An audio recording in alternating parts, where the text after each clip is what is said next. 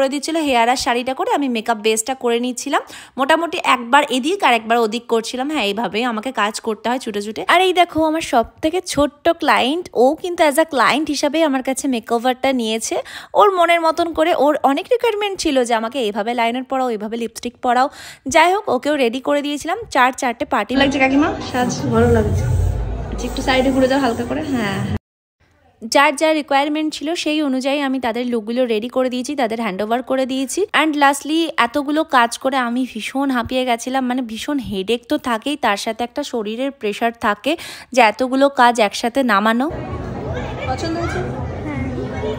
তো এই হলো আজকের সমস্ত ক্লায়েন্টদের মেকওভারগুলো। তোমাদের কোনটা ভালো লাগলো, পার্টি মেকআপ আর ব্রাইডের মেকআপ কেমন লাগলো সেটা কিন্তু অবশ্যই কমেন্টে জানিও। সব কমপ্লিট করে বাইরে এসে দেখি ব্রাইড তো স্টেজে উঠে গেছে, বরের পাশে দাঁড়িয়েও গেছে।